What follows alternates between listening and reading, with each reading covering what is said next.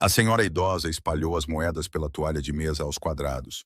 Uma nota de US$ 10, algumas notas de US$ 1 amarrotadas. Depois, uma moeda de 25 cêntimos, outra, e o punhado de moedas de 10 cêntimos que guardava no bolso de um casaco. Um casaco que não era novo desde o último presidente em que se deu ao trabalho de votar. O som foi pequeno, apenas o metal a tocar no tecido. Mas naquele momento, o som cortou o restaurante inteiro. Foi como se alguém tivesse desligado a música num funeral. Uma jovem mãe perto da porta parou a meio da garfada. Dois trabalhadores da construção civil levantaram os olhos dos seus pratos, até a ventoinha de teto, a girar preguiçosamente sobre o balcão, parecia fazer mais companhia do que vento. Na mesa do canto, junto à janela, Margaret Thornton, de 78 anos. O seu cabelo branco estava preso com o mesmo broche que o marido lhe dera no dia do casamento. Ela contava novamente com os dedos trêmulos. Não porque não soubesse contar, mas porque a esperança, por vezes, se esconde no forro de uma bolsa velha. Se for paciente o suficiente para procurar. Faltavam-lhe US$ 3,75, e foi exatamente nesse momento que um homem na mesa em frente soltou uma gargalhada. Não foi uma grande gargalhada. Foi pior. Foi o tipo de riso concebido para fazer alguém sentir-se pequeno sem nunca levantar a voz. Curto, seco, preciso. Era o riso de um homem com um terno de US$ 10.000. Um homem que não percebe que a sala inteira acabou de aprender mais sobre ele do que ele gostaria que soubessem. O nome dele era Dante Valentino. Tinha 36 anos, olhos escuros, maxilar definido. O tipo de homem que não entrava numa sala, mas antes alterava a sua temperatura. O que ninguém no Rosário sabia, nem a empregada de mesa a encher os copos de água, nem o cozinheiro a cantar na cozinha, nem a senhora idosa junto à janela, era que ele controlava metade da economia clandestina da cidade de Nova York. E ele não sentia vergonha de nada há quase uma década. Mas o que aconteceu nos minutos seguintes não mudou apenas o ar dentro daquele pequeno restaurante de Brooklyn. Mudou-o a ele. E mudou a empregada de mesa de 27 anos para quem ele nem se tinha dado ao trabalho de olhar. Ela é a razão. Se esta história o tocou no peito da mesma forma que me tocou a mim, faça-me um favor. Clique no botão de gosto, partilhe-a com alguém que precise de a ouvir. E se ainda não o fez, subscreva para não perder o que vem a seguir. Agora vamos voltar àquela tarde de terça-feira em Brooklyn e descobrir o que realmente aconteceu dentro do Rosários. O Rosários ficava numa rua tranquila em Carroll Gardens, Brooklyn. Aninhado entre uma farmácia antiga, cuja placa descascava desde o verão passado, e um quiosque que vendia jornais velhos, rebuçados de menta e conversas gratuitas. A fachada do restaurante não impressionava ninguém à distância. Apenas uma placa de madeira desbotada, pintada à mão, duas pequenas mesas no passeio e uma porta que estava sempre aberta à hora do almoço. Como se a casa estivesse à espera que alguém familiar entrasse sem bater. Por dentro, era o tipo de lugar que não tentava impressionar ninguém. E talvez fosse exatamente por isso que as pessoas o achavam tão fácil de amar. O cheiro de molho marinara flutuava da cozinha antes mesmo que os clientes tivessem tempo de se sentar. Misturava-se com o aroma de pão torrado e madeira velha, impregnada por décadas de azeite e risos. No canto, junto ao bar, uma pequena televisão passava beisebol. O volume era baixo o suficiente para quem quisesse ouvir e fácil de ignorar para quem não quisesse. Cada vez que alguém entrava pela porta, o pequeno sino de latão pendurado na moldura emitia um toque claro e brilhante. E quase sempre, Frank Rosário levantava a cabeça de trás do balcão e reconhecia quem tinha entrado antes mesmo que tivessem a oportunidade de dizer o seu nome. As paredes estavam cobertas com fotografias a preto e branco. Fotos de casamentos, equipas de beisebol do bairro, rostos sorridentes de diferentes décadas. Todas elas um pouco desbotadas, como se o tempo tivesse passado por elas primeiro, antes de seguir para o resto da rua. As cadeiras de madeira rangiam sempre que alguém se mexia. Os copos de vidro grosso, os pratos de cerâmica pesada, os garfos e colheres de aço inoxidável tinham perdido o brilho, mas ainda estavam impecáveis. O prato do dia custava US$ 18,50, com massa, salada, uma bebida e um pedaço de canole de sobremesa. Não era barato para todos, mas também não era caro para aqueles que conduziam carros de luxo até lá porque sentiam falta do sabor do molho da sua mãe. Era o preço justo de um lugar que servia comida real a pessoas reais. Naquela tarde de terça-feira de outubro, pouco depois do meio-dia, a sala de jantar estava quase cheia. Um homem idoso, que já fora carteiro e agora estava reformado, sentava-se no seu canto habitual a ler um exemplar do Daily News dobrado em quartos. Uma estudante universitária tinha espalhado os seus livros por metade da mesa, comendo enquanto sublinhava o seu manual com um marcador amarelo. Um motorista de entregas, ainda com o seu uniforme castanho, sentava-se ao balcão, comendo rapidamente. Os seus olhos corriam para o relógio como se estivesse a contar cada minuto da sua pausa para o almoço. Três funcionários de um banco, de camisa azul, partilhavam uma mesa e todo o tipo de mexericos de escritório entre si. Uma jovem mãe tentava persuadir a sua filha pequena a comer a salada antes de poder comer a sobremesa. Uma batalha que todos já sabiam que ela iria perder. O Rosários estava vivo da maneira que só os lugares conseguem estar quando se tornam parte do ritmo de vida de um bairro inteiro. E por trás de tudo, a manter tudo em movimento sem que ninguém precisasse de notar, estava Frank Rosário, 63 anos, cabelo grisalho, um avental branco atado à cintura e uma voz ligeiramente rouca por 40 anos a chamar os clientes habituais pelo nome e a gritar para a cozinha. Ele sabia quem bebia café puro sem açúcar, quem precisava de pimenta extra, quem carregava uma tristeza e não queria falar sobre isso. 40 anos atrás, do mesmo balcão, tinham-no ensinado a ler as pessoas não pelo que diziam, mas pela forma como se sentavam, como seguravam um copo, como olhavam para a porta quando pensavam que ninguém os estava a ver. No meio daquela azáfama do almoço, havia uma pessoa a mover-se entre as mesas que parecia não fazer quase nenhum som desnecessário. A Lara Quinn, 27 anos, cabelo castanho escuro preso frouxamente na nuca. Tinha o tipo de rosto que as pessoas precisavam de olhar 2 vezes para perceber que era bonito, porque a primeira coisa que notavam era o cansaço. Ela carregava pratos com a mão esquerda, anotava pedidos com a direita, virava-se de lado para evitar cadeiras a serem puxadas apenas por instinto. Lembrava-se de quem tinha pedido mais água, quem precisava de pimenta extra, quem estava à espera da conta, sem nunca ter de olhar para o seu bloco de notas. Movia-se entre as mesas como alguém que conhecia de cor o mapa de um lugar a que chamava casa. Embora não fosse casa, era apenas a coisa mais próxima desse sentimento que alguma vez tivera. As suas sapatilhas brancas estavam tão gastas que o padrão nas solas quase tinha desaparecido, mas eram esfregadas e limpas todas as noites e deixadas a secar junto à janela do seu quarto alugado, a tempo para o turno da manhã. No pulso esquerdo, usava sempre uma pulseira de tecido entrançado. A cor estava agora desbotada. Não era uma joia, não era moda, apenas algo que estava sempre lá e sobre o qual ninguém perguntava. Ou se alguém alguma vez perguntou, ela respondeu mudando de assunto tão rapidamente que se esqueceram de que tinham perguntado. Havia um pequeno hábito que ela não sabia que tinha. Sempre que um cliente falava, ela inclinava na cabeça ligeiramente para um lado, apenas alguns graus, o suficiente para fazer a outra pessoa sentir que o que estava a dizer estava a ser verdadeiramente ouvido. Não o tipo de escuta que espera pela sua vez de falar, mas o tipo de escuta que pertence a alguém que já soube o que é não ter ninguém para ouvir. Ela não dizia muito aos clientes para além do necessário, mas a forma como pousava um prato, a forma como enchia um copo de água sem o deixar transbordar, a forma como se lembrava que o velho carteiro gostava de uma segunda chávena de café quente após o prato principal, tudo isso falava por ela de maneiras que a sua boca nunca o fez. Perto da 1 hora, a porta de vai-vem da cozinha abriu-se e Tommy Rosário espreitou. 34 anos, o único filho de Frank, cabelo preto com um ligeiro caracol, sempre úmido de suor por estar ao pé do fogão desde manhã. Mãos grandes, mas inesperadamente gentis quando arranjava coentros num prato. Ele observou a Yara passar, carregando um tabuleiro vazio, e atirou-lhe por cima do balcão um pedaço de focaccia, ainda quente, embrulhado em papel vegetal.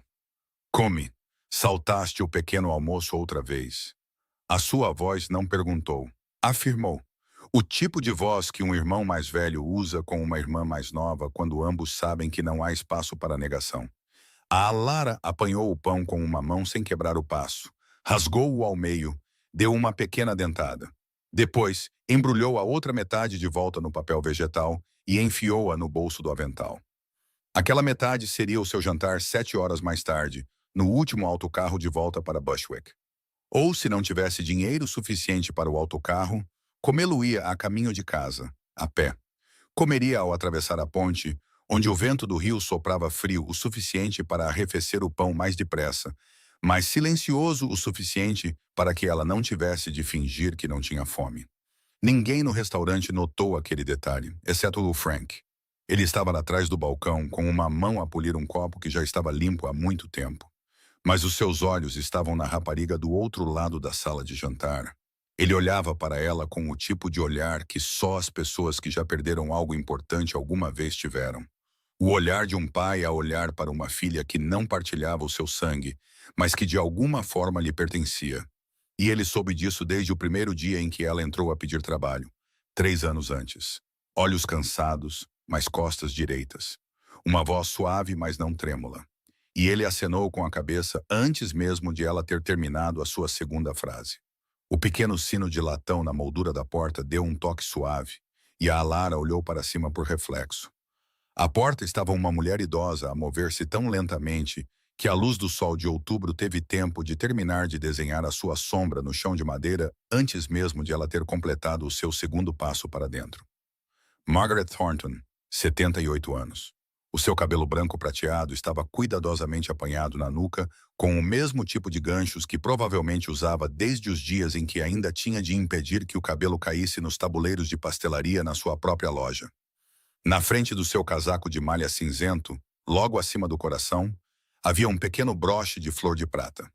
O tipo de joia que não era cara, mas era preciosa porque tinha sido presa ali pela memória e não pelo gosto. Um presente que o seu marido lhe dera no dia do casamento, 55 anos antes, e desde então ela nunca saíra de casa sem o usar. Os seus velhos sapatos de salto baixo já tinham desbotado de cor, mas tinham sido tão bem polidos que ainda apanhavam um pouco da luz do teto. A sua mala de couro estava rachada nos cantos, mas o fecho de latão ainda brilhava. O tipo de fecho que ela limpava todas as semanas, não porque precisasse, mas porque o hábito lhe dizia para o fazer. E o hábito era a última coisa que mantinha as pessoas de pé, quando as razões para se levantar todas as manhãs se tornavam cada vez menos. A jovem no caixa reconheceu-a antes mesmo de ela ter chegado ao balcão. Senhora Thornton, há tanto tempo que não a via. Onde é que tem andado? A Meg parou, respirou fundo, como se precisasse de reunir forças após a curta caminhada desde a porta. Depois sorriu, um sorriso cansado, mas real, da forma que só alguém que viveu o suficiente consegue sorrir, sem precisar de esconder o cansaço, e ainda assim não deixando que ele cobrisse o calor. A minha anca queixa-se mais alto do que eu, querida, mas hoje não podia faltar. A rapariga no caixa acenou e não fez mais nenhuma pergunta. Apenas olhou para a mesa do canto junto à janela. A mesa que todos no restaurante sabiam que pertencia a alguém, mesmo que nenhuma placa tivesse um nome. A Lara tinha a visto desde o momento em que o sino tocou. Ela pousou o tabuleiro no balcão e foi ter com a Meg sem que ninguém lhe dissesse, sem que o Frank lhe fizesse sinal.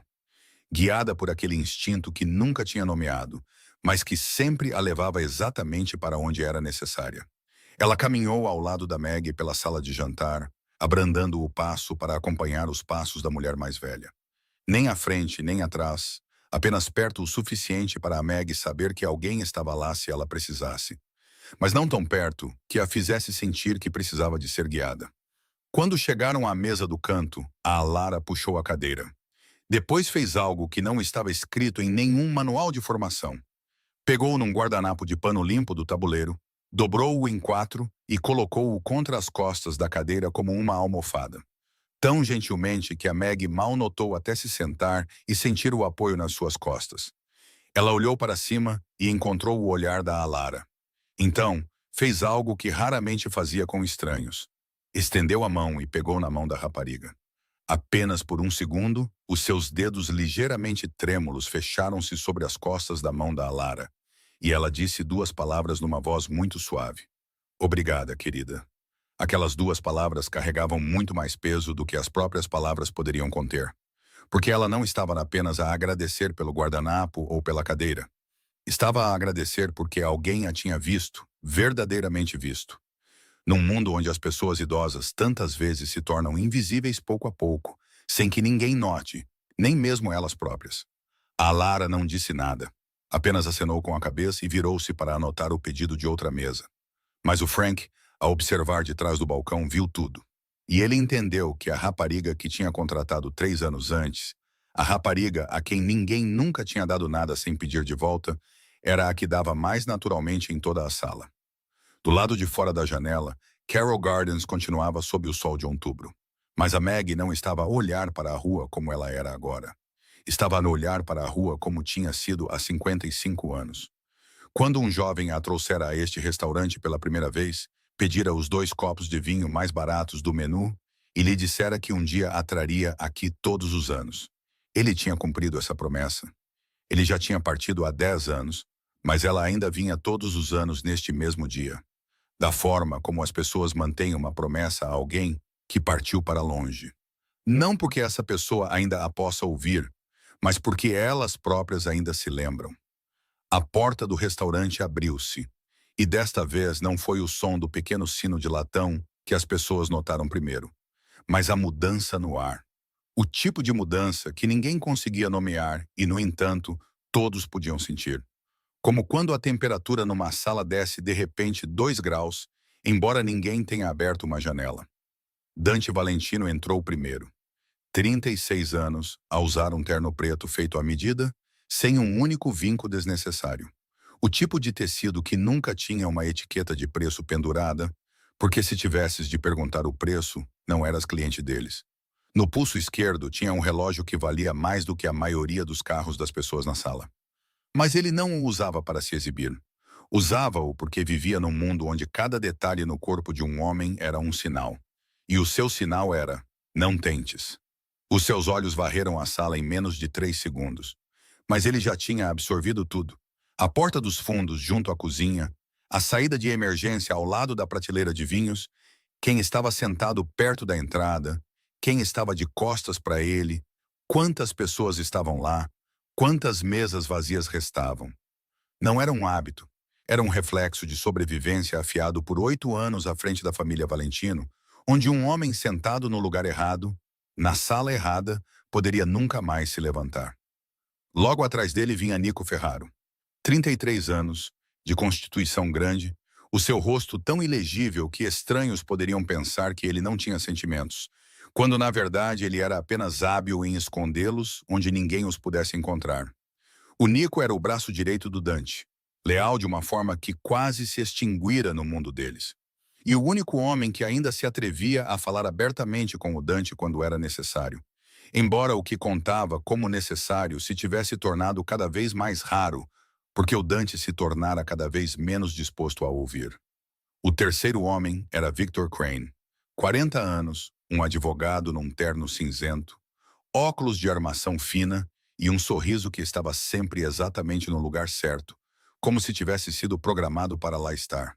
Tão educado que qualquer pessoa perspicaz entenderia que não era educação, mas uma máscara. O Victor deixou o seu olhar percorrer o restaurante e o seu rosto não se contraiu. Mas a forma como ele puxou a cadeira e limpou levemente o assento antes de se sentar disse tudo por ele. A razão pela qual estavam ali era mais simples do que a sua aparência sugeria. O carro do Dante tinha avariado numa oficina a 2 ruas de distância. A transmissão recusava-se a obedecer ao seu dono, assim como a reunião deles em Brooklyn se tinha lá atrasado, e a fome, ao contrário dos homens, não tinha respeito pelo horário de ninguém. O Nico sugerira pedir comida para levar. O Dante estava no passeio quando os seus olhos pararam por acaso na placa de madeira pintada à mão do outro lado da rua. Rosarios. E algo dentro da sua mente ficou imóvel.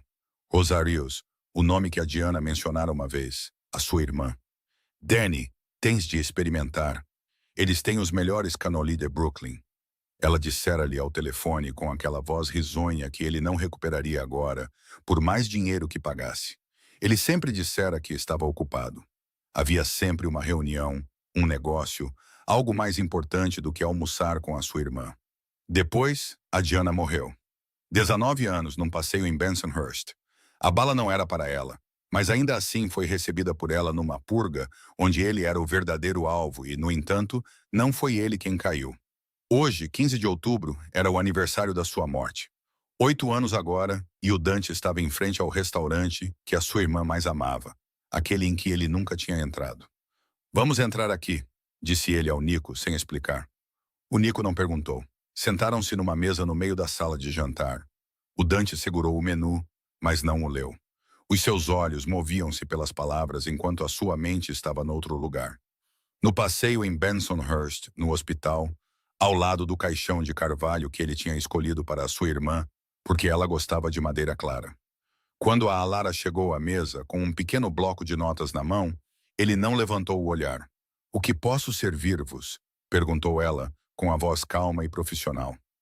Ele nomeou 3 pratos em voz baixa, os olhos ainda no ecrã do telemóvel, como se estivesse a lidar com um pequeno inconveniente em vez de pedir o almoço. A Alara terminou de escrever, depois virou-se para se afastar, e nesse momento, tão breve que ele se perguntou se o tinha imaginado, um aroma passou por ele enquanto ela se movia. Lavanda, muito tênue, quase imperceptível, mas o suficiente para despertar algo nele. Porque a Diana também usava shampoo de lavanda. E o cheiro ficava assim sempre que ela passava a correr pela sala de estar para pegar no telemóvel e desatar a rir.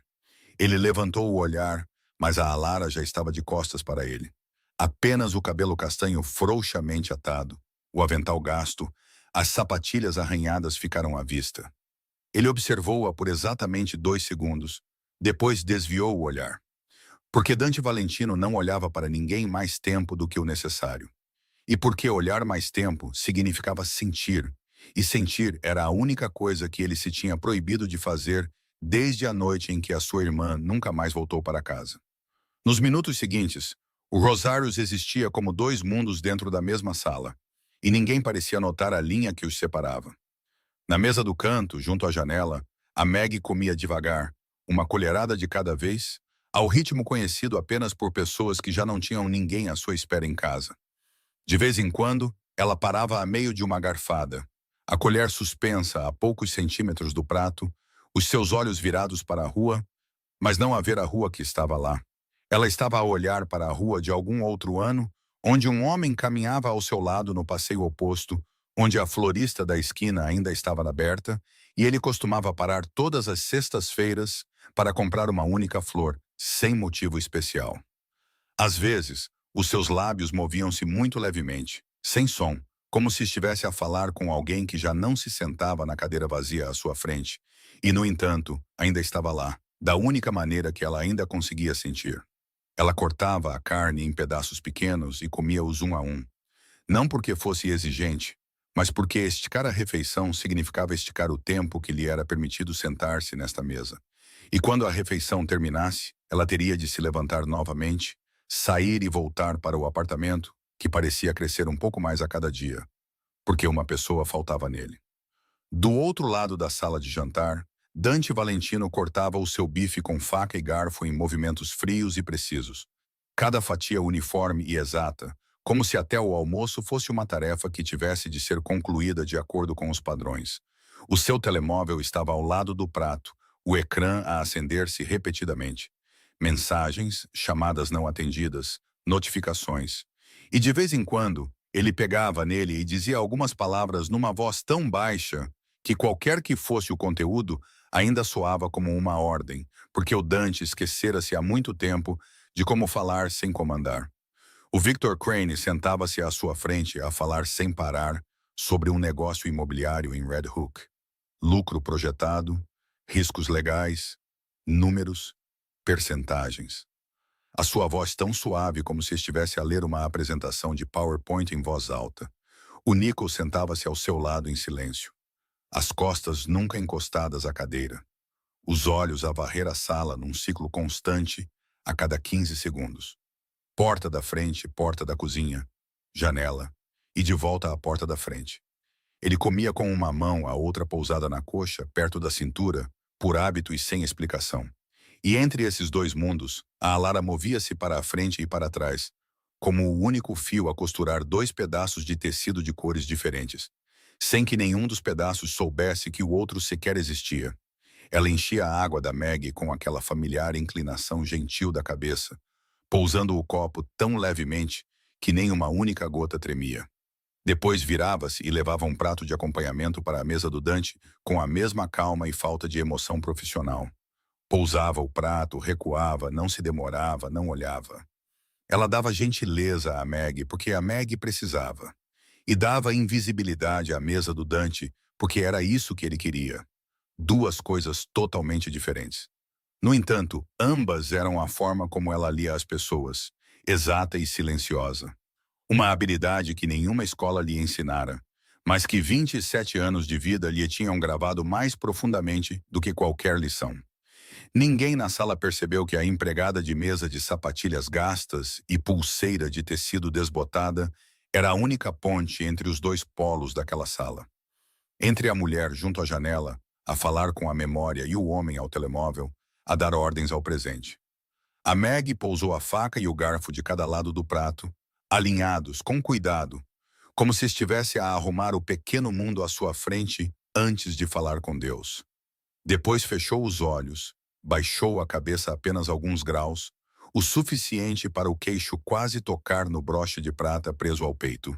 As suas mãos pousaram uma sobre a outra na borda da mesa. Os seus dedos tremiam levemente, mas estavam entrelaçados como se estivessem a segurar algo invisível. Os seus lábios moviam-se sem som, orações que ela não precisava que mais ninguém ouvisse, porque aquele com quem falava não exigia que ela abrisse a boca. Não havia nada de teatral no gesto, nada de dramático. Apenas uma mulher de 78 anos sentada num pequeno restaurante em Brooklyn, no seu aniversário de casamento, a inclinar a cabeça antes da refeição, como fizera todos os dias durante meio século. Mesmo nos dias em que não tinha a certeza se alguém estava a ouvir, porque a sua fé não era do tipo que precisava de provas para existir. O Victor Crane notou primeiro. Os seus olhos estavam sempre à procura de algo para comentar, para classificar, para colocar na caixa apropriada no livro de contas invisível dentro da sua cabeça, onde todos tinham um preço. Ele tocou levemente no braço do Dante com o cotovelo. Lançou um olhar para a mesa do canto junto à janela e disse em voz baixa, silencioso o suficiente para ficar na mesa deles e, no entanto, agudo o suficiente para cortar. A rezar antes do almoço. Isso é especial. Espero que funcione. A boca do Dante curvou-se. Não era um sorriso, apenas um reflexo. O tipo de resposta automática que vinha de um homem que vivera demasiado tempo num mundo onde o sarcasmo era a linguagem padrão e a ternura era a marca da fraqueza.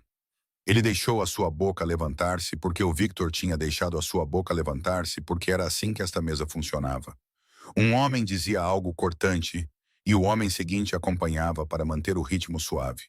Ninguém parava para perguntar por que estavam a rir ou em quem o riso recaía. Mas o Nico não riu. O seu maxilar contraiu-se.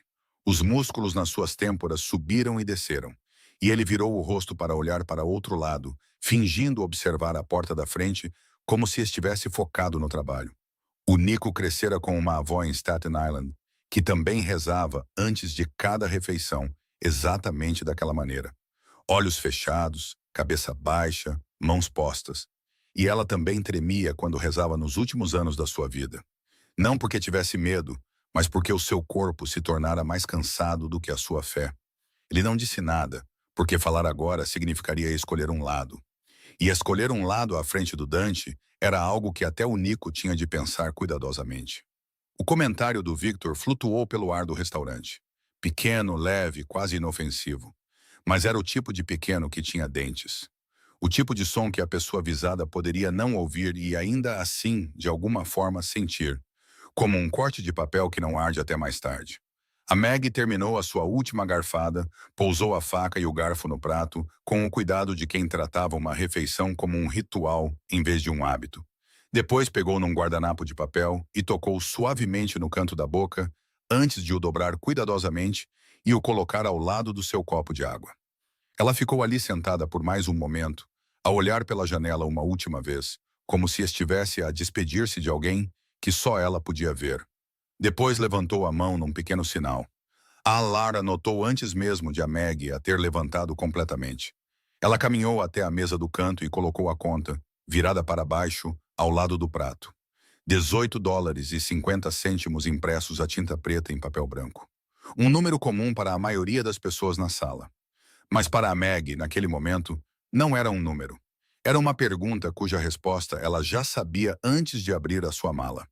A Maggie virou a conta, leu-a e depois abriu a bolsa de couro que repousava no seu colo.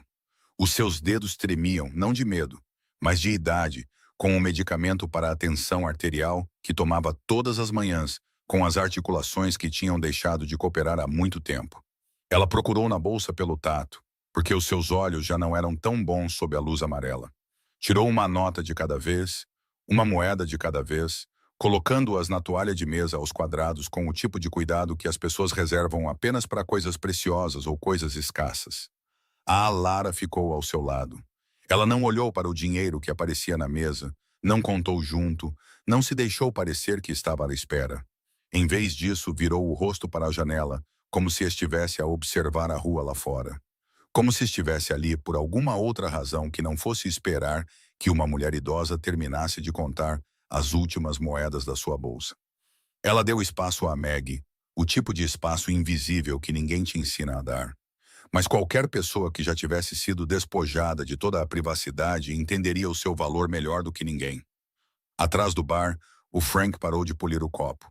O copo na sua mão estava limpo há muito tempo, mas ele continuava a passar o pano pela sua borda como se ainda estivesse ocupado, quando na verdade os seus olhos estavam na mesa do canto e as suas mãos já tinham abrandado e depois parado completamente.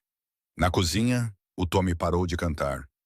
A canção que ele sempre cantarolava enquanto salteava cebolas e alho interrompeu-se a meio. E através da pequena janela entre a cozinha e a sala de jantar, ele olhou para fora com os olhos de um homem que trabalhava ali há tempo suficiente para saber quando o ar numa sala mudava sem que ninguém precisasse de o dizer. Ninguém falou, ninguém fez sinal. Mas o restaurante mudou de frequência. O tipo de mudança que todos podiam sentir, mesmo que ninguém pudesse dizer exatamente o que era. Apenas que algo estava a acontecer na mesa do canto junto à janela. E o que quer que fosse fez com que o som dos garfos a tocar nos pratos nas outras mesas se tornasse mais suave. O som da conversa mais baixo, como se toda a sala estivesse a suster a respiração sem se dar conta. A Maggie terminou de contar. Ela sabia. Sabia antes de começar, mas contou na mesma, porque a esperança era a única coisa em que ela nunca desistia. Mesmo depois de a esperança ter desistido dela muitas vezes antes. Ela levantou o olhar e os seus olhos encontraram os da Alara. A rapariga tinha se virado para ela em algum momento. E no olhar que passou entre aquelas duas mulheres, uma velha e uma jovem, uma a contar moedas e outra ali de pé à espera, havia algo que não precisava de ser dito em voz alta, porque as palavras apenas o teriam tornado mais pequeno. A Maggie sabia que lhe faltava dinheiro, e ambas sabiam que a outra sabia. O Dante viu, ele já tinha olhado para a mesa do canto algumas vezes antes, mas desta vez os seus olhos pararam lá, nas moedas espalhadas pela toalha aos quadrados, nas mãos trêmulas a tentar alinhá-las, na distância entre o dinheiro na mesa e o número impresso na conta. Uma distância que toda a sala parecia sentir sem que ninguém o dissesse em voz alta. E desta vez ele não se conteve. Meu Deus! As duas palavras saíram da sua boca, numa voz que não era um grito, mas era alta o suficiente, clara o suficiente, aguda o suficiente para cortar todas as conversas na sala, como o som de vidro a estilhaçar-se num quarto à meia-noite. Depois ele falou novamente, ainda com a mesma voz. A voz de um homem habituado a fazer uma sala de reuniões inteira ficar em silêncio só por abrir a boca. Se não tem dinheiro para comer, devia ficar em casa. Estar aqui a contar trocos é uma perda de tempo para todo o restaurante. Silêncio, mas não um silêncio comum. Não o tipo de silêncio confortável que surge quando as pessoas ficam sem coisas para dizer. Não o tipo de silêncio ausente que paira sobre uma sala enquanto alguém mastiga. Este era o tipo de silêncio que tinha peso. O tipo que pressionava os ombros de pessoas que não tinham feito nada de errado. O tipo que fazia alguém a segurar uma colher de repente não querer levá-la à boca, porque o som do metal a tocar nos dentes teria parecido demasiado alto dentro daquele vazio. A estudante universitária na mesa perto da porta fechou o seu livro. Lentamente, suavemente, como se até o som de um livro a fechar-se fosse mais uma coisa que ela não queria adicionar à sala naquele momento. A jovem mãe apertou a mão da sua filha, e a menina olhou para ela com os olhos arregalados, sem entender por que a mão da sua mãe se tornara de repente mais quente e mais apertada do que o habitual. O velho carteiro reformado pousou a sua chávena de café sem beber, os olhos fixos na superfície da chávena, como se estivesse a ler algo no fundo. Mas, na verdade, ele não estava a olhar para nada. Estava apenas a tentar não olhar para a mesa do canto, porque olhar agora significava testemunhar, e testemunhar sem fazer nada era o seu próprio tipo de participação. A Meg não discutiu, não se virou para olhar para o homem que tinha falado. Não explicou que só lhe faltavam $3,75. Não pediu desculpa por existir na mesma sala que alguém que acreditava que ela não merecia. Ela apenas ficou ali sentada, e a cabeça que se tinha curvado durante a oração baixou um pouco mais. Mas desta vez não foi porque estava a falar com Deus. Foi porque o mundo acabara de lhe lembrar que havia lugares onde a fé não a podia proteger. Uma lágrima caiu na toalha de mesa aos quadrados, lenta, silenciosa, seguindo a curva da sua bochecha enrugada antes de cair no tecido sem fazer som. E, no entanto, de alguma forma, mais alta do que tudo o resto na sala. Ela não a limpou, não porque quisesse que alguém visse, mas porque as suas mãos tremiam demasiado para esconder qualquer coisa. E aos 78 anos, depois de tudo o que tinha perdido, ela já não tinha forças para suportar e fingir ao mesmo tempo que não estava a suportar. Na mesa do Dante, o Victor Crane soltou uma gargalhada silenciosa. Pequena, arrumada, o suficiente para o Dante saber que ele concordava, mas não alta o suficiente para que mais alguém lhe pudesse atribuir a culpa.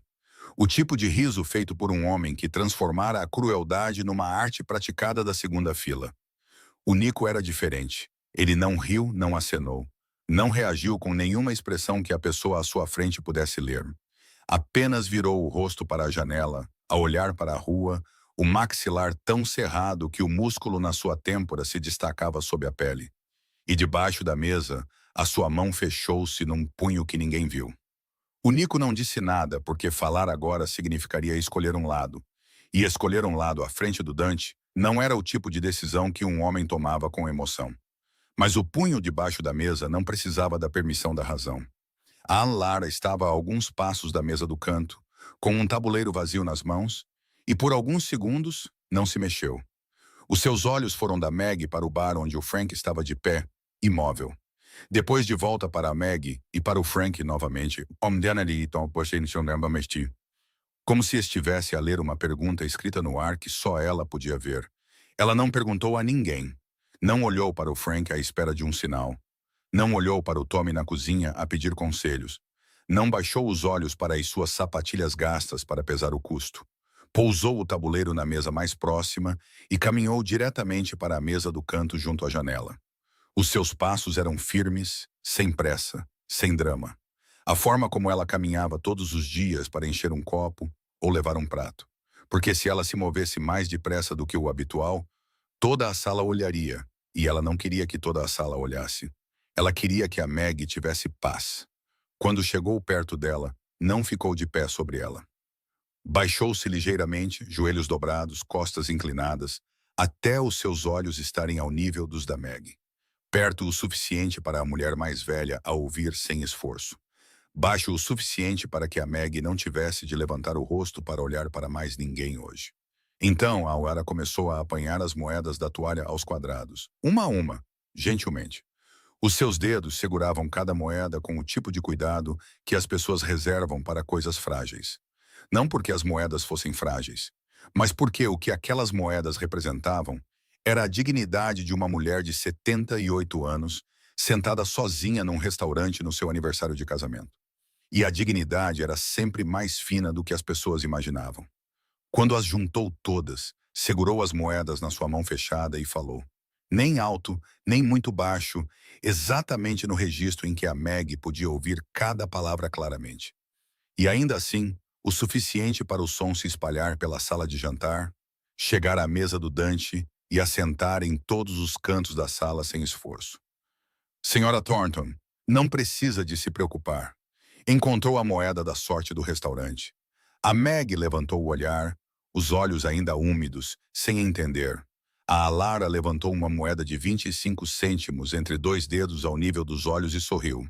O primeiro sorriso do dia, que não era um sorriso de serviço, não era um sorriso educado, mas o sorriso de alguém a construir uma bela história com as suas próprias mãos no meio de um momento feio, e a acreditar nela o suficiente para a tornar verdadeira.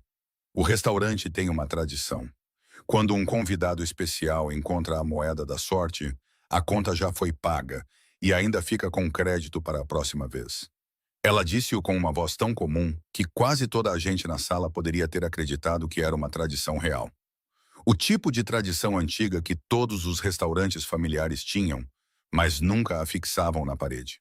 O tipo passado de boca em boca entre as pessoas que estavam lá há tempo suficiente para saber que algumas coisas não precisavam de explicação, apenas de preservação.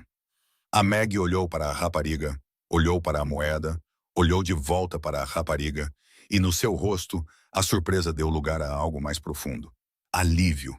O tipo de alívio que pertence a alguém que acabou de ser apanhado antes de cair e não precisou de pedir. Deus te abençoe, querida.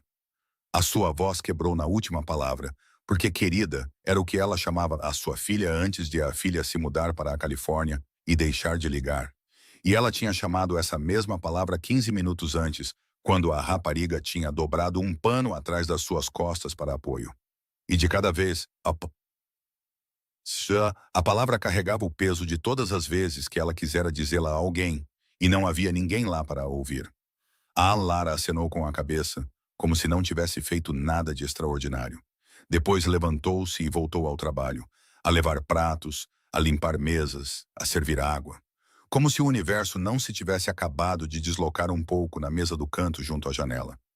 Mas depois, quando ninguém estava a olhar, quando a sala de jantar se tinha esvaziado e o Frank estava ocupado no caixa, ela foi para trás do balcão, abriu a pequena caixa de lata onde guardava as suas gorjetas do dia, contou exatamente $3,75 e enfiou-os na gaveta do dinheiro ao lado da conta da Meg. Aquele dinheiro era o seu bilhete de autocarro para Bushwick esta noite. O que significava que esta noite, quando o seu turno no Rosários terminasse, e ela ainda tivesse de ir para o bar para o seu segundo turno e depois fazer o caminho para casa perto da meia-noite, ela não teria dinheiro para o autocarro. Ela caminharia quase 5 quilômetros por Brooklyn no frio de outubro, passando por quarteirões tão escuros que um em cada dois candeeiros de rua parecia partido, passando pelas esquinas que ela já conhecia de cor, onde andar mais depressa e onde se manter afastada.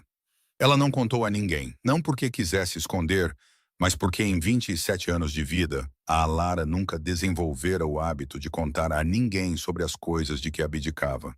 Porque a quem haveria de contar, quando nunca houve realmente ninguém para contar? O Dante observou toda a cena do início ao fim, desde o momento em que a Alara se baixou, até os seus olhos estarem ao nível dos da mulher idosa, até o momento em que ela se levantou e se afastou como se nada tivesse acontecido. E o sorriso que ele usava desde que dissera aquelas palavras desapareceu. Não lentamente, mas desapareceu como se alguém tivesse desligado um interruptor dentro da sua mente que ele não sabia que existia. Ele pousou a faca e o garfo e empurrou a cadeira para trás. O Vitor olhou para ele, a testa a franzir-se ligeiramente. Deixa para lá. O Dante não olhou para o Vitor. Não. Uma palavra dita em voz baixa, sem explicação. E o Victor trabalhava com o Dante há tempo suficiente para saber quando uma única palavra significava que a discussão tinha terminado. O Dante atravessou a sala de jantar, passando por mesas de clientes que tentavam não olhar para ele, e ainda assim olhavam, e parou no bar onde Frank Rosário estava de pé. O Frank ainda estava lá, exatamente no mesmo lugar onde estivera desde o início. Uma mão a segurar a toalha que secara há muito tempo, os seus olhos a terem seguido tudo sem mover um único passo, sem interferir com uma única palavra. Porque o Frank era o tipo de homem que entendia que algumas cenas tinham de ser permitidas terminar antes de o julgamento ser passado, mesmo quando esse julgamento já se tinha formado na sua mente desde o primeiro segundo em que o Dante abriu a boca. Os dois homens ficaram frente a frente, do outro lado do balcão de madeira. E entre eles havia uma distância medida não apenas pela largura do bar, mas por dois mundos completamente diferentes. O Dante falou primeiro com uma voz controlada. A voz que ele usava em salas de reuniões quando alguém cometia um erro, e ele lhes dava uma oportunidade de explicar antes de decidir as consequências. A sua funcionária acabou de inventar uma história para pagar a conta de uma cliente. Não é assim que se gere um negócio. Amanhã outra pessoa entra sem dinheiro suficiente. Ela vai fazer a mesma coisa outra vez? O Frank não se moveu, não acenou, não abanou a cabeça, não franziu o sobrolho, não mudou de postura. Ele olhou para o Dante com os olhos que 40 anos atrás de um bar lhe tinham dado. Os olhos de um homem que vira todo o tipo de homem poderoso entrar por aquela porta, desde políticos de bairro a chefes de sindicato, a rostos cujos nomes ele sabia que era melhor não perguntar. E todos eles partilhavam uma coisa: a certeza de que qualquer sala em que entrassem lhes pertencia. O Frank limpou as mãos no avental lentamente. Depois perguntou com uma voz calma. A mesma voz que poderia ter usado para perguntar a um cliente se queria mais água ou mais pão. Você não é deste bairro, pois não? O Dante inclinou a cabeça ligeiramente, apenas alguns milímetros, mas o suficiente para o Frank saber que a pergunta tinha tocado em algo que um terno de $10.000 e um relógio caro não conseguiam esconder. Isso importa? Importa. O Frank não levantou nem baixou a voz. Manteve o mesmo tom, como um homem a falar do tempo, quando na verdade estava a falar de algo muito mais pesado do que o tempo. Então o seu olhar desviou-se ligeiramente para a mesa do canto junto à janela, onde a Maggie estava sentada em silêncio. Os seus olhos de volta para a rua lá fora, as mãos a repousar no colo, pequenas e imóveis, como alguém que se habituara tanto a sentar-se sozinha que se esquecera que estava num lugar com outras pessoas. Aquela senhora idosa salvou este lugar. O Dante piscou os olhos. Não um piscar de olhos comum, mas o tipo que vem de um homem que acabou de ouvir algo que não se encaixava em nenhuma caixa dentro do sistema que ele passara 36 anos a construir para classificar o mundo. O Frank não esperou que ele reagisse. Começou a falar com uma voz uniforme, sem drama, sem subidas ou descidas, sem adicionar cor. E por causa disso, cada frase aterrou com o dobro do peso do que continha. Há 18 anos, o seu pai ainda estava vivo e este restaurante estava a morrer. 3 meses de renda em atraso, com o senhorio a ter enviado um aviso final em papel vermelho e a tê-lo colado na porta.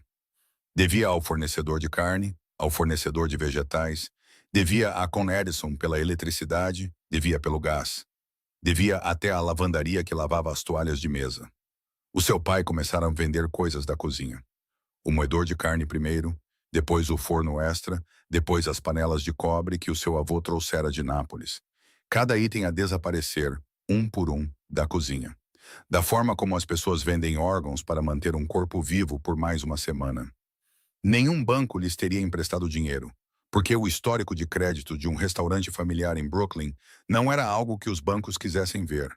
Nenhum parente ajudou. Não porque fossem cruéis, mas porque todos já carregavam o seu próprio peso. E naquele bairro, as pessoas não tinham falta de amor. Apenas tinham falta de dinheiro. O seu pai começara a escrever cartas ao senhorio a pedir mais 2 semanas. O tipo de cartas que tanto o escritor como o leitor sabiam que eram o último apelo antes de as fechaduras serem mudadas.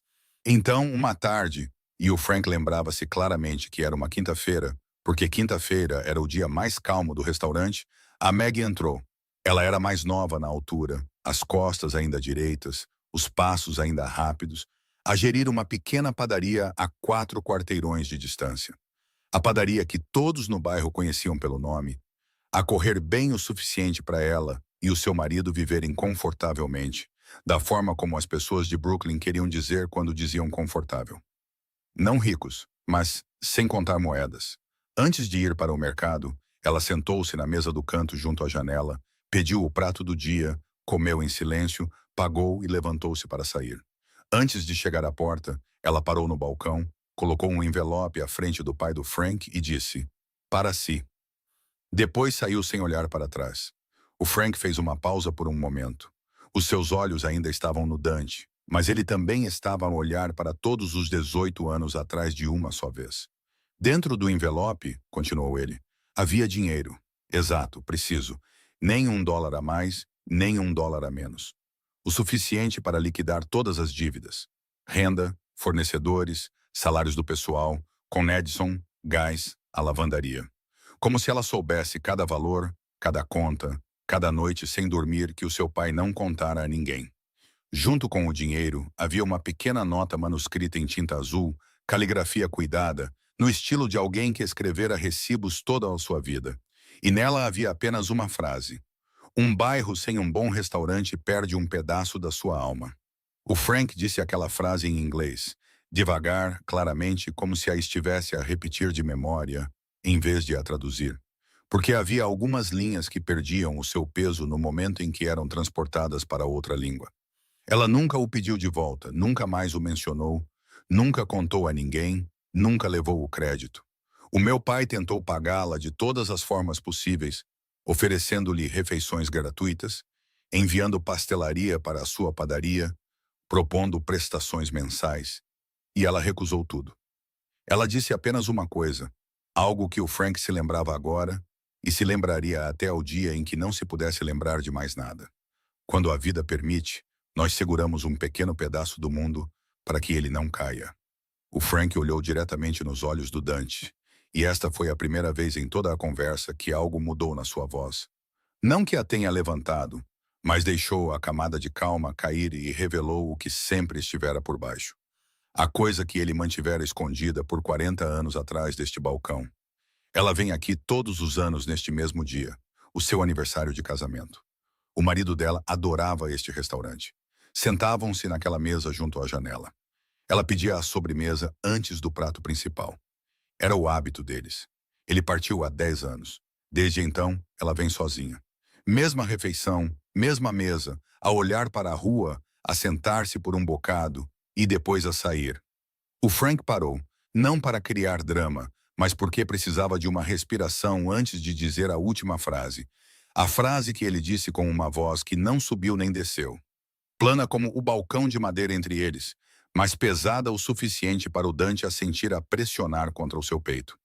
Portanto, não, a Lara não inventou nada. Neste restaurante, a conta da senhora Thornton não existe. Nunca. Não enquanto eu respirar.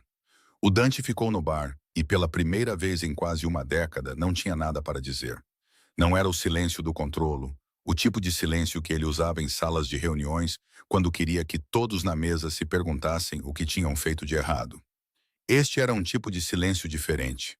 O silêncio de um homem que acabara de ser despojado da sua arma no meio de uma batalha que nem sabia que estava a travar. O Frank já se tinha virado para limpar o balcão, já não olhando para ele. Não por desprezo, mas porque tinha acabado de falar, e para ele isso era suficiente. O resto pertencia à pessoa que o tinha ouvido. O Dante ficou ali, os olhos ainda virados para a mesa do canto junto à janela. Mas ele já não estava a olhar para a Maggie. Estava a olhar para a cadeira vazia à sua frente, a cadeira em que ninguém se sentara durante 10 anos. E na sua mente, aquela cadeira não estava vazia. Sentada ali estava uma rapariga de 19 anos, com cabelo preto comprido, a rir mais alto do que qualquer outra pessoa na sala. E essa rapariga era a Diana, a sua irmã. A Diana, que costumava ligar-lhe aos sábados à noite só para dizer: Danny, tens de experimentar o Rosários. Eles têm os melhores cannoli de Brooklyn. Com uma voz tão animada que parecia que ela tinha descoberto um segredo do universo em vez de um pequeno restaurante em Carroll Gardens. A Diana, que pedia cannoli antes do antipasto porque dizia que a vida era curta, come a sobremesa primeiro e resolve o resto depois. E na altura ele rira-se porque pensava que ela estava apenas a brincar, sem saber que era a filosofia mais verdadeira que ela alguma vez deixaria para trás. Ele sempre dissera que estava ocupado. Cada vez que ela o convidava, ele tinha uma razão, uma reunião, um negócio, uma viagem, algo mais importante do que sentar-se para almoçar com a sua irmã mais nova num pequeno restaurante. E agora ele estava naquele restaurante, 8 anos após a sua morte. A perceber que nada naqueles 8 anos tinha sido mais importante do que um almoço com a Diana que ele recusara. Ela fora baleada num passeio de Bensonhurst numa quarta-feira à noite de outubro. 19 anos, a usar um casaco de ganga, aos escutadores ainda a tocar música a caminho de casa de uma aula noturna na faculdade comunitária. A bala não era para ela. Era para ele ou para um dos seus homens, mas o atirador não soubera distinguir. E a Diana passara por aquela esquina exatamente 11 segundos errados demasiado cedo. Ele chegara ao hospital às 3 da manhã. E quando o médico disse, lamento, com a voz de alguém que se habituara demasiado a dizer aquelas palavras, o Dante não chorou, não gritou, não partiu nada. Apenas ficou ali a olhar para o lençol branco, a ser puxado sobre o corpo da sua irmã, e sentiu algo dentro dele escurecer. Não quebrar, escurecer. Como se alguém tivesse desligado uma ficha de uma tomada e toda a sala tivesse ficado às escuras. A partir daquela noite, o Dante não sentiu vergonha de nada. Não porque não tivesse nada de que se envergonhar, mas porque desligara a capacidade de sentir vergonha juntamente com tudo o resto.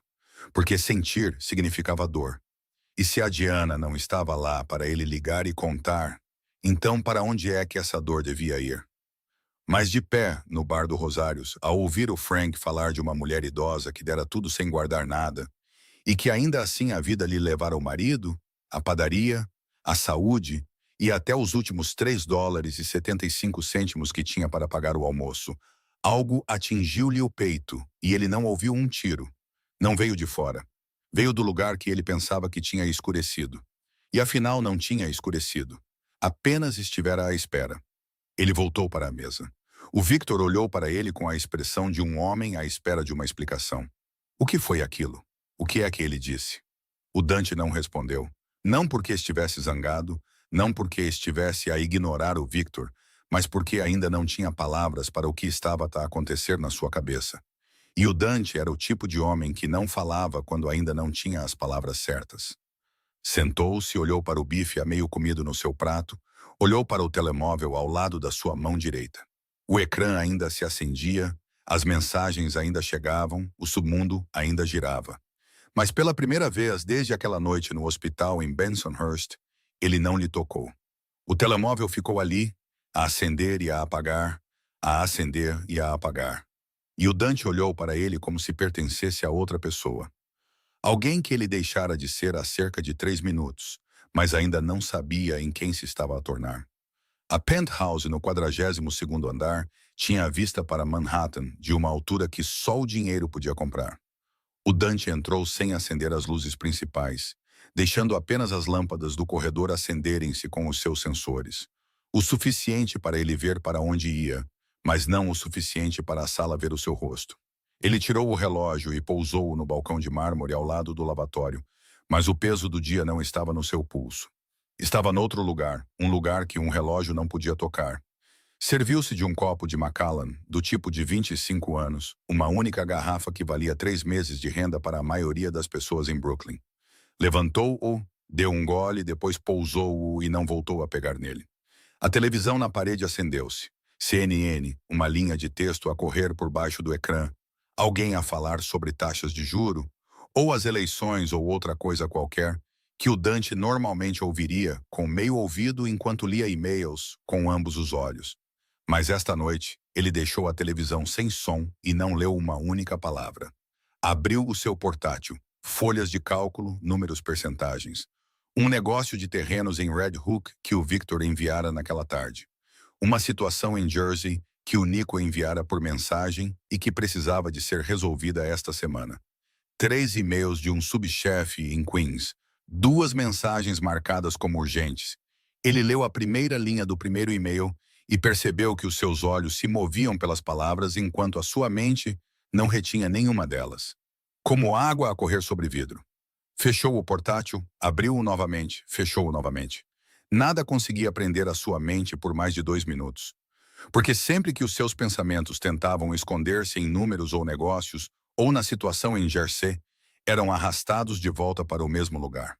A mesma imagem, a lágrima na toalha aos quadrados, a cair lentamente, silenciosamente, ao longo da curva da bochecha enrugada da mulher de 78 anos.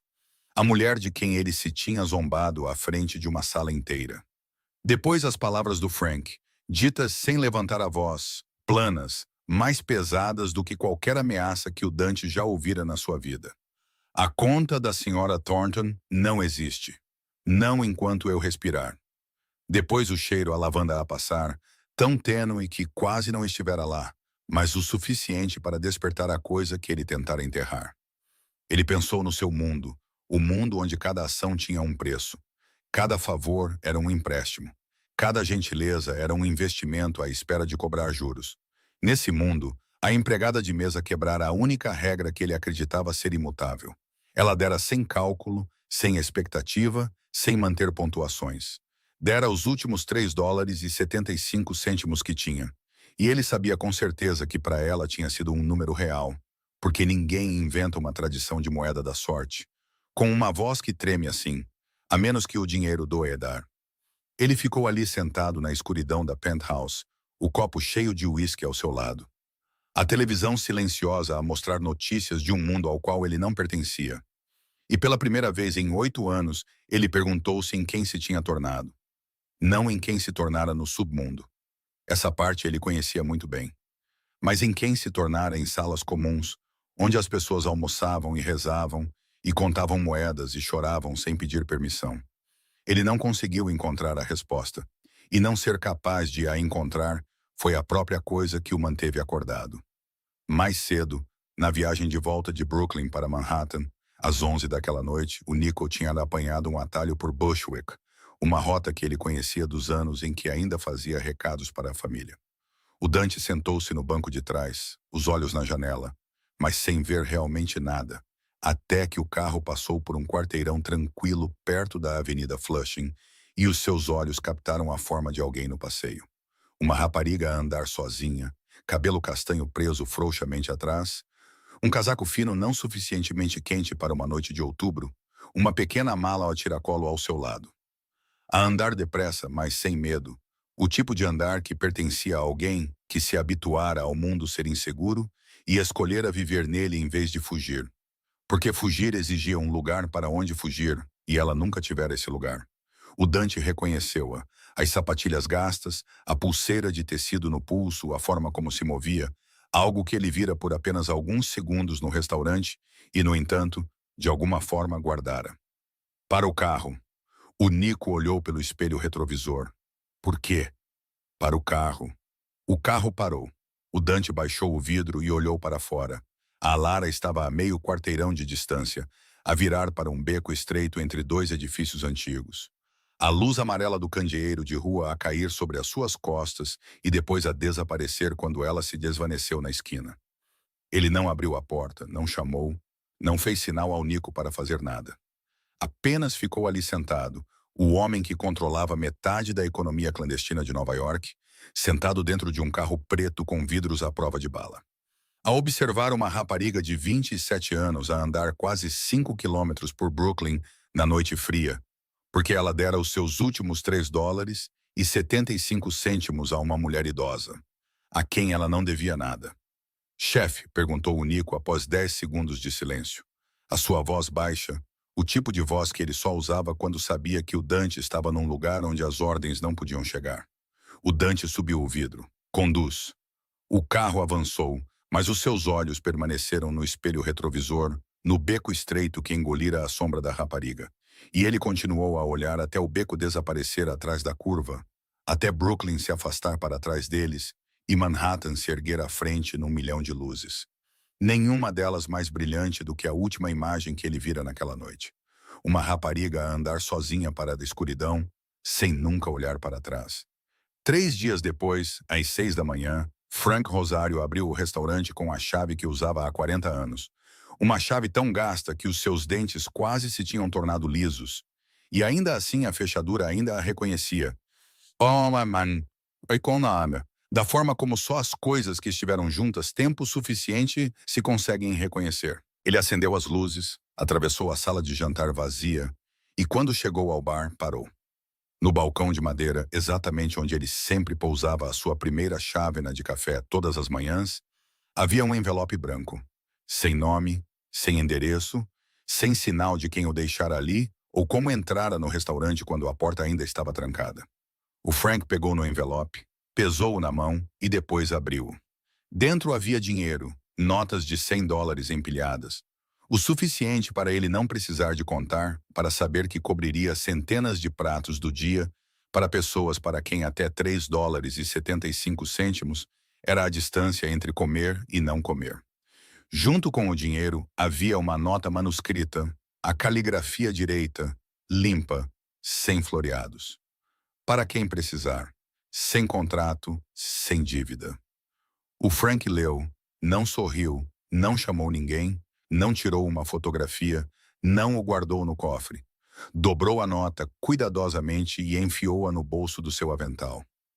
Exatamente da mesma forma que o seu pai fizera uma vez com a nota da Maggie, 18 anos antes.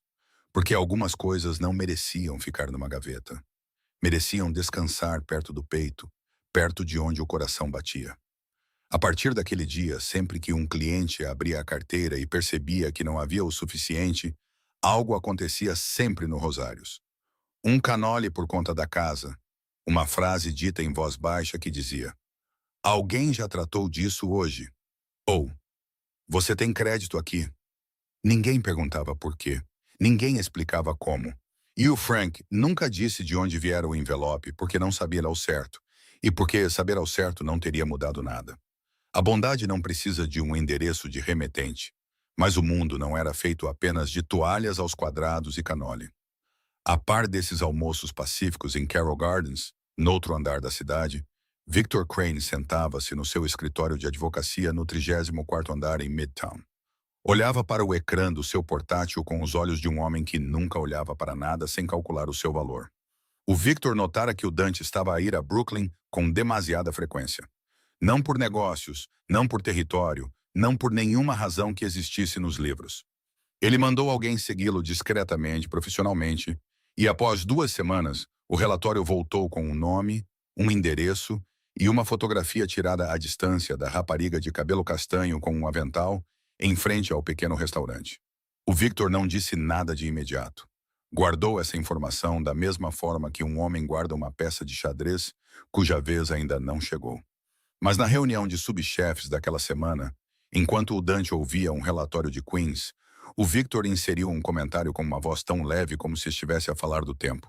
"O chefe tem ido muito a Brooklyn ultimamente. Espero que a massa de lá valha o nosso tempo." Ninguém na reunião riu. O Dante virou os olhos lentamente para o Victor e olhou para ele com um olhar que todos os homens na sala entenderam. Porque já tinham visto aquele olhar antes, e da última vez que o viram, o homem que o recebeu nunca mais se sentou àquela mesa. O Victor não desviou o olhar, porque desviar o olhar seria admitir que já tinha perdido. Mas também não acrescentou mais nenhuma palavra, porque mais uma frase agora poderia ser a sua última. A semente da suspeita fora plantada. No mundo do Dante, a suspeita não precisava de provas para criar raízes. Apenas precisava da frase certa, no momento certo, à frente das pessoas certas. E pior do que tudo isso, a suspeita não era o único perigo. A família Marchetti, a organização rival que procurava qualquer forma possível de pressionar o Império Valentino, também estava a observar. Eles observavam da forma como organizações como essa sempre o fazem. Não ruidosamente, não impacientemente, apenas com paciência, à procura do ponto fraco. E então, numa noite tardia, às 9h45, 20 minutos antes de fechar, 2 homens entraram no Rosários. Não eram clientes habituais. Não eram do bairro. Casacos escuros, sapatos de couro, rostos sem expressão. O tipo de rostos que as pessoas comuns não reconheceriam como errados, mas alguém que viveu em lares de acolhimento e parques de estacionamento do Walmart reconheceria de imediato, porque ela aprendera a ler o perigo antes mesmo de aprender a ler livros. Eles ocuparam uma mesa perto da porta, não abriram o menu, não pediram água, apenas ficaram ali sentados. Um deles olhou em volta da sala de jantar. O outro olhou diretamente para a Lara. "Trabalhas aqui há muito tempo?" A Lara estava ao lado do balcão com um pano de limpeza na mão. Ela não recuou, não se inclinou para a porta dos fundos, não deixou a sua voz tremer, embora o seu coração estivesse a bater mais depressa do que o habitual. "Estamos a fechar em breve." 3 palavras. Voz firme, Olhos firmes, não convidativa, não suplicante, não desafiadora. Apenas a verdade dita por alguém que vivera na rua tempo suficiente para saber que o medo era algo que homens perigosos podiam cheirar, e a calma era a única armadura gratuita. Passos vieram da cozinha. O Tommy saiu e ficou atrás da Alara, maior do que ela por uma cabeça. Farinha ainda nas mãos, os seus olhos nos dois homens com o olhar que o filho de Frank Rosario aprendera em 40 anos a viver em Brooklyn. O olhar que dizia: esta é a minha casa e vocês não foram convidados. Os dois homens levantaram-se e não disseram mais nada, saíram pela porta. Mas na mesa onde estiveram sentados, deixaram para trás um cartão de visita branco sem nome, sem número de telefone. Apenas um símbolo em relevo no centro. E quando o Dante viu aquele símbolo 2 dias depois, os seus olhos escureceram de uma forma que o Nico sabia que significava que alguém acabara de cruzar uma linha que ninguém podia cruzar. Na semana seguinte, o Dante voltou ao Rosário sozinho. Sem Victor, sem reunião, sem razão de negócios que pudesse usar para justificar um chefe do submundo sentado num restaurante familiar em Carroll Gardens a pedir um prato do dia de $18,50. Ele estacionou a 3 quarteirões de distância, caminhou até lá, entrou pela porta da frente como um cliente comum. Ocupou uma mesa tranquila no canto, ao lado da prateleira de vinhos, não a da janela, e pediu com uma voz que, pela primeira vez desde então, não soava como um comando. Ele comeu em silêncio, deixou uma gorjeta 10 vezes o valor da conta, não disse nada desnecessário e depois saiu. Na semana seguinte, ele veio novamente, e na semana a seguir também. Sempre sozinho, sempre naquele canto, sempre o prato do dia, sempre uma grande gorjeta dobrada debaixo do porta-copos, para que a Lara só a visse quando limpasse a mesa, depois de ele ter saído, quando ela não pudesse devolvê-la ou recusá-la. Pouco a pouco, entre essas chegadas e partidas, pequenos fragmentos de conversa começaram a aparecer. Não conversas exatamente, apenas linhas curtas trocadas no balcão ou ao lado da mesa.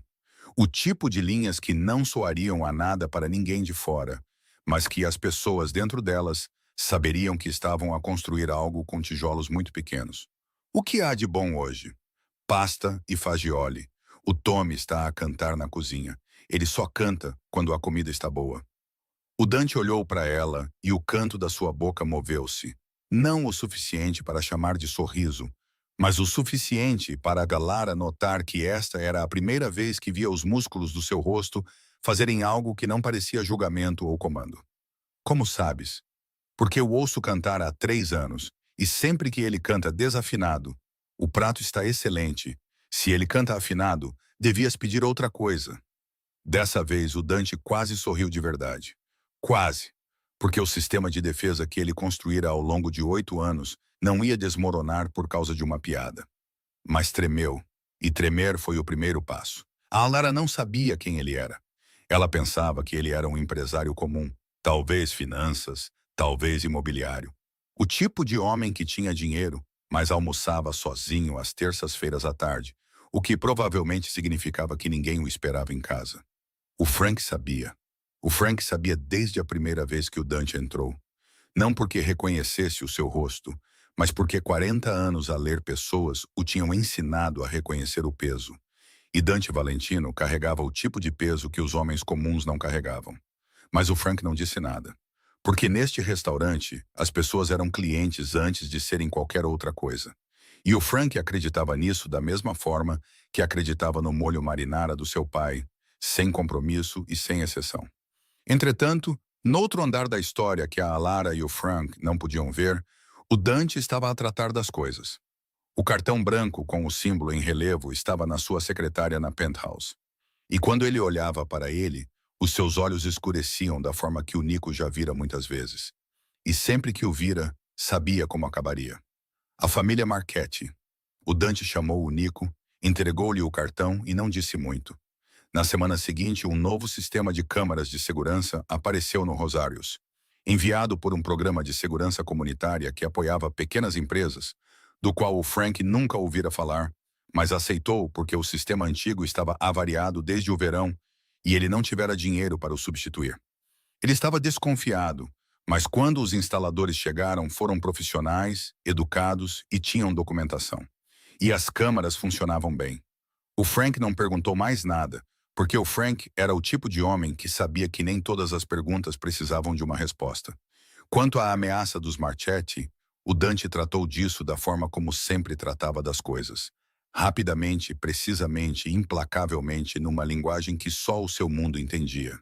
E depois disso, ninguém mais pôs os pés no Rosários com outro propósito que não fosse almoçar. Ninguém sabia, nem o Frank, nem o Tommy, nem a Alara, que era assim que o Dante protegia. Silenciosamente, invisivelmente, da forma como não protegera a Gianna. E agora ele estava a tentar compensar isso, protegendo tudo à sua volta no lugar dela. Algumas semanas depois, o sino sobre a porta do Rosários tocou a hora do almoço, e a Maggie entrou.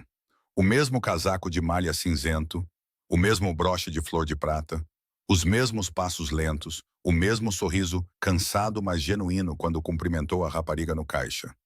A Lara levou-a à mesa do canto, dobrou o pano atrás das suas costas para apoio, serviu-lhe água, e tudo se desenrolou como um ritual que ambas conheciam de cor sem nunca o terem praticado. No final da refeição, quando o prato estava limpo e o copo de água vazio, a Meg meteu a mão no bolso do casaco e tirou uma pequena fotografia. As bordas enroladas, as cores ligeiramente desbotadas, e colocou-a ao lado do copo de água com a gentileza que as pessoas reservam apenas para coisas sagradas.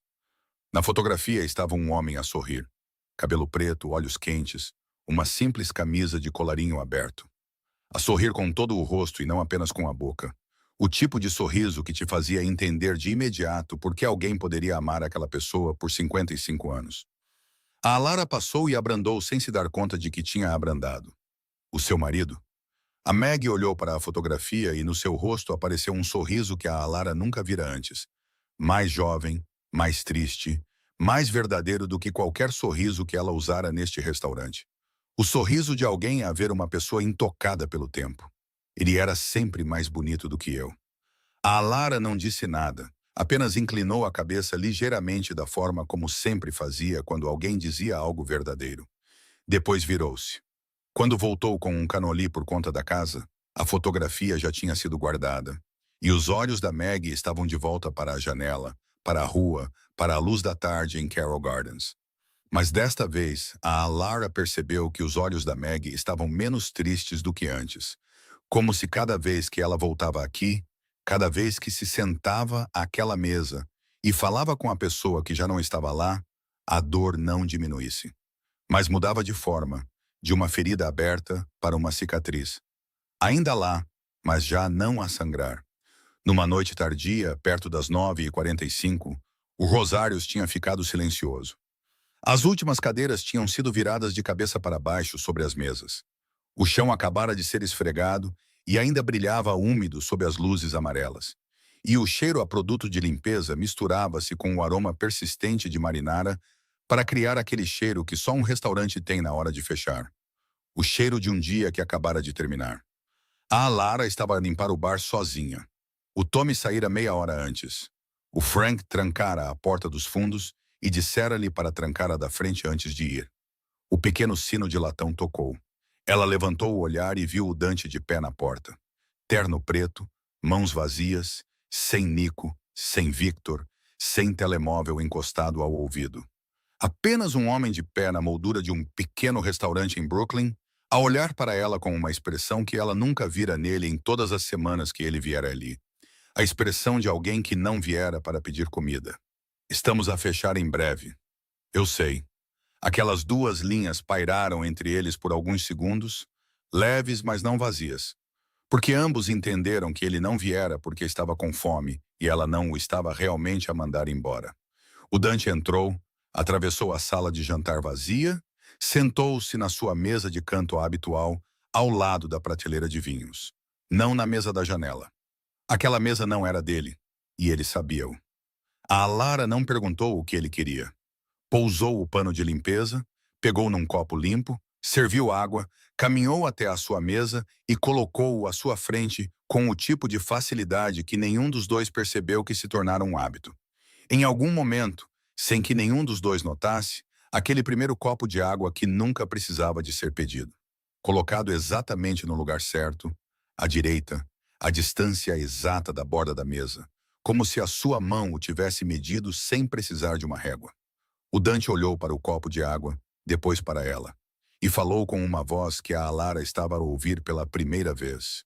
Uma voz sem controlo, sem comando, sem distância.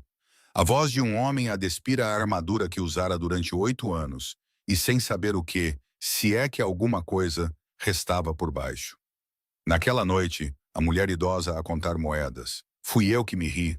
A Lara parou de se mover, ainda a segurar o pano que pegara de volta sem saber quando, e olhou para ele, diretamente para ele, sem desviar o olhar, sem surpresa, sem raiva. Eu sei. Aquelas duas palavras atingiram o Dante não como uma bofetada, mas como uma porta a abrir-se. Porque eu sei significava que ela sabia desde o início. Sabe? Cada vez que ele entrava, cada vez que ela servia o primeiro copo de água, cada vez que ela levava um prato à sua mesa. Ela sabia quem ele era, sabia o que ele tinha feito, e ainda assim o servira. Então por que ainda me serves? A Alara ficou em silêncio por um instante. E nesse silêncio, ela não estava a pensar na resposta, porque a resposta estava lá há muito tempo. Estava apenas a encontrar a maneira mais verdadeira de dizer o que acreditava. Porque a senhora Thornton faria o mesmo. Ela nunca perguntaria se alguém merecia um lugar antes de o alimentar. Aquela frase atingiu o Dante com mais força do que qualquer bala que ele evitara em 8 anos à frente da família. Porque balas ele sabia como desviar. Mas a bondade incondicional de alguém que ele magoara era algo que nenhuma armadura conseguia parar. Ele não mudou da noite para o dia, não fez declarações, não ofereceu promessas. Dante Valentino não era o tipo de homem que prometia coisas, porque sabia que no seu mundo as promessas eram mais baratas do que as balas. Mas a partir daí, todas as semanas ele vinha. Todas as semanas ela servia o primeiro copo de água sem perguntar. Todas as semanas eles falavam um pouco mais de tempo, um pouco mais a fundo. Como duas pessoas a construir uma ponte de margens opostas, e a cada semana a ponte ficava alguns centímetros mais curta, sem que nenhum dos dois contasse. Então, numa noite no mês seguinte, ou talvez no mês a seguir. O momento não precisava de ser exato, porque as coisas mais verdadeiras raramente vêm com datas exatas. O Dante estava do lado de fora do Rosários quando a Alara saiu e trancou a porta. Ele estivera à espera ali por quem sabe quanto tempo. Um carro preto estava estacionado a meio quarteirão de distância. Luzes apagadas. O Nico sentado lá dentro, sem olhar para fora. Deixa-me levar-te a casa. A Lara olhou para o carro, olhou para ele. Estou habituada a andar. Eu sei, mas esta noite não tens de andar sozinha. Ela ficou ali por 3 segundos. 3 segundos nos quais 27 anos de vida passaram por ela. As noites no Honda Civic, os parques de estacionamento do Walmart, os lares de acolhimento de onde fugira às 3 da manhã, os quarteirões escuros que atravessara sozinha porque nunca houvera outra escolha. E todas as vezes que alguém lhe oferecera algo, e sempre houvera um preço associado por trás. Mas a voz dele não pedia nada. Os olhos dele não pediam nada. Ele estava apenas ali, o homem que o submundo chamava de implacável, de pé num passeio em Carroll Gardens às 10 da noite, à espera que uma empregada de mesa terminasse o seu turno sem lhe pedir nada em troca. Ela entrou no carro. Não porque o carro fosse bonito, não porque ele fosse rico, não porque a noite estivesse fria, mas porque pela primeira vez em 27 anos, alguém estivera à sua espera sem pedir para ser pago de volta de forma alguma. Dentro do Rosários, ninguém nunca colocou uma placa de reservado na mesa do canto junto à janela. Não havia nome gravado ali, nem fotografia emoldurada, nem placa de honra. Mas quase sempre, quando o restaurante estava silencioso, ninguém se sentava ali. Como se todo o bairro entendesse, sem discussão, sem que ninguém precisasse de o dizer em voz alta, que alguns lugares pertencem à memória antes de pertencerem ao espaço. E a memória não precisa de uma placa com um nome para existir. No final, não foram as moedas que fizeram o som mais profundo naquele dia. Não foi o riso, não foi a revelação. O que permaneceu foi outra coisa. A distância entre olhar para alguém e ver apenas o que lhe falta, ou olhar para alguém e ver toda a vida que ele carrega, sem nunca precisar de a exibir para ninguém. Porque o valor de um ser humano nunca está na quantidade de dinheiro que ele coloca na mesa. Está no que ele carrega quando ninguém está a olhar. E às vezes, tudo o que é preciso é um almoço comum, US$ 3,75 em falta, e um ato de bondade no momento exato para lembrar uma sala inteira dessa verdade. É aqui que a história de hoje chega ao fim. Mas antes de me despedir, quero fazer-lhe uma pergunta. Já testemunhou um momento na vida real, num restaurante, num autocarro, ou mesmo dentro da sua própria família, em que um pequeno ato de alguém mudou completamente a forma como ouvia? Partilhe essa história nos comentários. Eu leio cada linha e acredito verdadeiramente que as histórias reais que vêm dos vossos corações podem tocar as pessoas mais profundamente do que qualquer guião que eu possa escrever. Se a história de hoje o tocou, por favor, clique em gosto. Partilhe-a com alguém que acha que precisa de a ouvir. E se ainda não subscreveu o canal, subscreva para não perder as novas histórias que chegam todos os dias. Desejo a todos vocês que estão a ver este vídeo boa saúde, uma vida alegre e paz em cada dia que passa. Obrigado por ouvirem. Adeus e vemo-nos no próximo vídeo.